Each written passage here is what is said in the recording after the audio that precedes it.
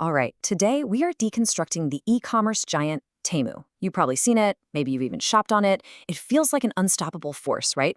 But behind those ridiculously low prices, there's a fascinating story of explosive growth, a really deep conflict, and a future that is anything but certain. We're going to dig into the engine that powers it, find the cracks in its foundation, and map out what it might have to do to survive. I mean, seriously, Temu is everywhere. The ads are inescapable, it's a global phenomenon. But when a company gets this big, this fast, and is this controversial, you gotta ask, what is the real story here? What's actually going on behind the marketplace that seems to be taking over the world? To really understand Temu, you can't just list a bunch of facts and figures. That's the boring way. No, you have to find the story, the core tension that's driving this entire business.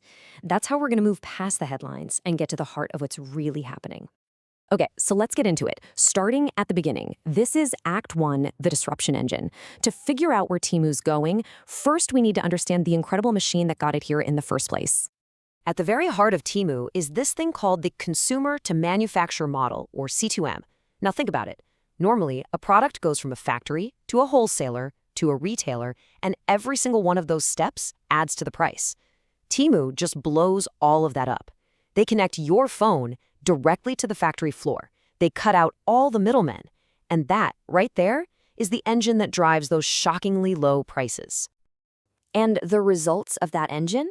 Well, it's been absolutely staggering. I mean, look at this trajectory. After launching in late 2022, it's projected to smash past 400 million monthly active users by the middle of 2025. This isn't just growth. This is a market blitzkrieg.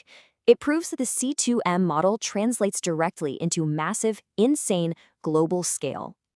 But here's the thing about explosive growth. It often hides deep instability. And when you start to dig a little deeper, a central conflict starts to emerge, a huge crack in the company's foundation. And that brings us to Act 2 of our story, a massive systemic problem with trust. And we're not just talking about a few isolated issues here. The research shows it's a structural vulnerability, what you could call a trust deficit. And it's built on 4 really shaky pillars. First, there are huge concerns about product quality and safety.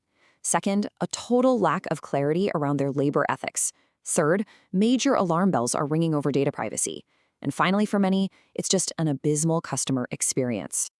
This quote right here just nails the core problem. It suggests that the low price you see on your screen, well, that isn't the true cost. That cost is just being pushed somewhere else, paid for by workers, or the environment, or maybe even by the consumer's own safety and data. And this matrix, it just lays out Temu's strategic predicament perfectly. Look, they've successfully captured a huge slice of the market. They're way up there in that top left box.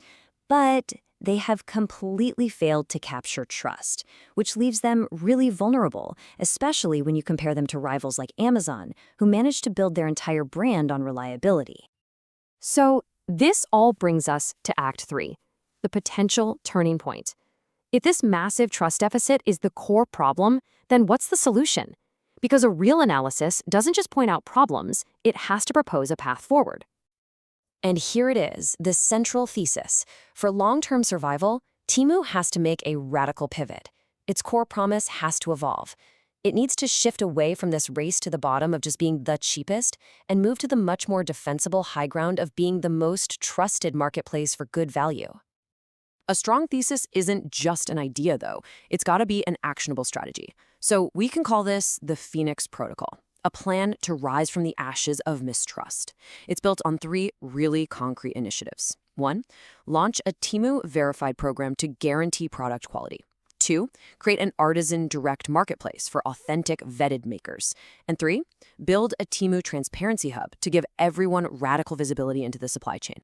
So there you have it, a complete narrative arc. You've got the origin of its disruption, the central conflict of its trust deficit, and a proposed resolution. This is the blueprint for what it could take for the company to truly succeed in the long run. And the difference between just listing facts and telling a story is pretty clear, right? You can have a generic report with lots of facts but low engagement. Or you can have a narrative teardown that delivers those same facts but in a way that creates high engagement. That's how you build a memorable brand people actually want to connect with. So let's just quickly recap that core story. It's a journey. It goes from a disruptive origin through a deep conflict over trust to a final thesis for survival. This strategic path is really the key takeaway for understanding not just Temu's challenge, but also its potential future. And all of this leaves us with one final big question. And it's not just a question for Temu. It's for all of us as consumers in this new world of retail.